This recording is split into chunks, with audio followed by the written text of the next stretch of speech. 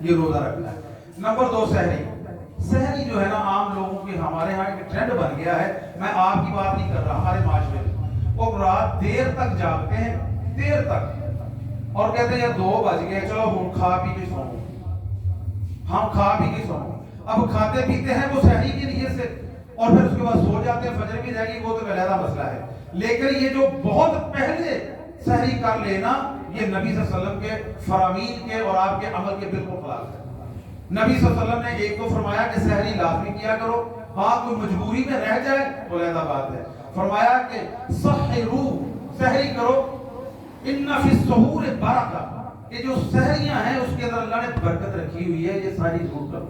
تو سحری لازمی کرنی چاہیے۔ نمبر 2 آپ صلی اللہ علیہ وسلم کی حدیث ہے، آپ نے فرمایا کہ یہ جو سحری ہے نا، یہ اخلاق نبوت میں سے 3 جو بہترین کام ہے نا نبیوں کے، ان میں سے ایک کام یہ بھی ہے اخلاق یہ جو ہے وہ کون سے، کہ سحری جو ہے دیر سے کرنی اور افطاری جلدی کرنی، یہ اخلاق النبوت سے ہے۔ یہ طبرانی کی حدیث ہے کہ نبی صلی اللہ علیہ وسلم نے فرمایا کہ سحری دیر سے کرنا، دیر سے مطلب اذان کے قریب کرنا، اور افطاری جلدی کرنا۔ اور افطاری کے بارے میں رسول اللہ صلی اللہ علیہ وسلم نے فرمایا اذا غربت الشمس، جب سورج غروب ہو جائے تو پھر کیا کرو، تو تم افطر الصائم، تو جو روزے دار ہے وہ افطار کر لے۔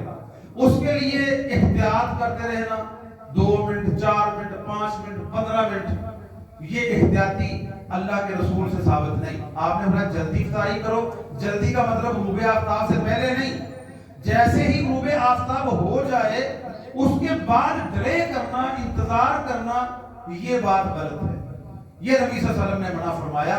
تو لہذا یہ دوسری بات کہ سحری دیر سے کریں گے، مطلب بہت پہلے 2 بجے 3 بجے کر کے ہی بیٹھ جائیں گے، ہماری اذان 5:08-9 پر آ جائے تو آپ 5:45 بجے کھانا کھا لیں، سحری کر لیں، نیت بنائیں، تو یہ مطلب ہے اس کا، اس کے یہ چیز۔ اس کے علاوہ ایک اور بات کہ روزہ جو ہے یہ صرف کھانے پینے کا نام، اس سے رکنے کا نام نہیں ہے۔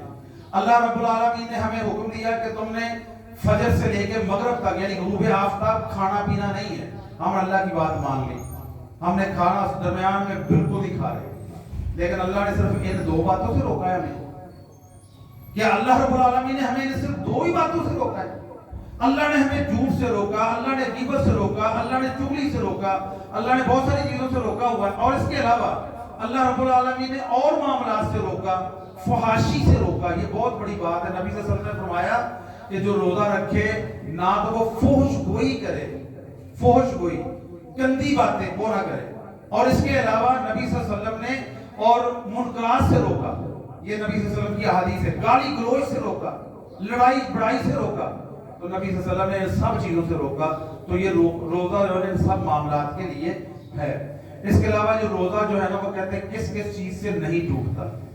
اگر کوئی بھول کر کھا لے، جان بوجھ کر اگر اس نے ایک لقمہ بھی کھا لیا یا پی لیا تو وہ روزہ ختم ہو گیا اور گناہگار ہے انسان۔ بھول کر اگر وہ پیٹ بھر کے سیر ہو کے بھی کھا گیا تو نبی صلی اللہ علیہ وسلم نے فرمایا یہ اللہ کا احسان ہے، اس کا روزہ ہے وہ شک میں نہ پڑے، مکمل کرے روزے کو۔ یہ بخاری کے اندر ہے کہ وہ روزے کو مکمل کرے، جو بھول کے کھا لیا پی لیا تو وہ روزہ مکمل کرے۔ اس کے علاوہ آنکھوں میں سرما ڈال لینا، سر میں کنگھی کر لینا، کانوں میں ڈراپس ڈال لینا یا تیل ڈال لینا، اس سے روزہ نہیں ٹوٹتا۔ کہہ آ جانا خود بخود کہہ، یعنی کہ طبیعت خراب ہوئی تو کہہ خود بخود آ گئی تو روزہ نہیں ٹوٹتا۔ جس نے جان بوجھ کر کہہ کی اس کا روزہ ٹوٹ جاتا ہے۔ اس کے علاوہ کسی کو احتلام ہو گیا، سویا ہے دن کو دوپہر کو، اس کو احتلام ہو گیا ہے، اس کا روزہ نہیں ٹوٹتا، نہ وہ شک کے اندر پڑے، وہ غسل کرے نمازیں پڑھے۔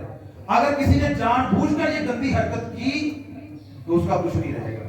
اسی طرح روزے کی حالت کے اندر اپنی بیوی سے ملاپ کرنا یہ حرام ہے، لیکن اگر کسی نے کر لیا تو اس کا کفارہ کیا ہے کہ ایک غلام کو آزاد کرے، یا مسلسل اس کا کفارہ یہ 2 مہینے کے روزے رکھے، یا پھر یہ بھی نہیں کر سکتا تو 60 غرباء مسکینوں کو کھانا کھلائے۔ یہ ایک روزے کے اندر جو اس نے یہ جذبات کے اندر آگے بیوی سے کر لیا اس کا یہ کفارہ ہے۔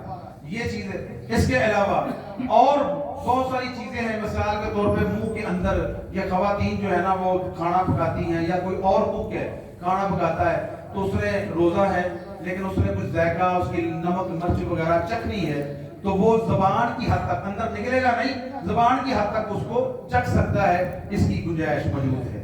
تو یہ نبی صلی اللہ علیہ وسلم سے مختلف چیزیں جو ہے نا یہ ہے۔ اس کے علاوہ ہے افطاری۔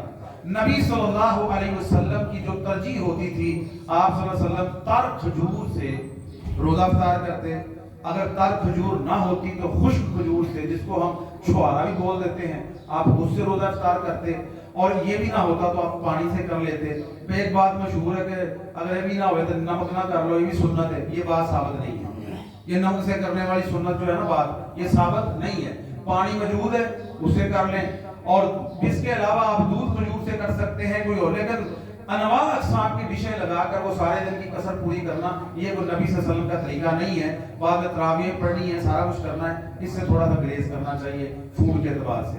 تو اللہ رب العالمین ہمیں رمضان المبارک کے روزے صحیح طور پر نبھانے کی توفیق عطا فرمائے، اور روزوں کے جو فوائد ہیں، تقوی، اللہ تعالیٰ وہ ہمارے دلوں میں پیدا کر دے، اور روزوں کی وجہ سے جن جن چیزوں کو اللہ نے ہم سے روکا ہے ہم اس سے رک جائیں، اور پھر رمضان کے بعد مستقل رک جائیں۔ وما علینا الا البلاغ۔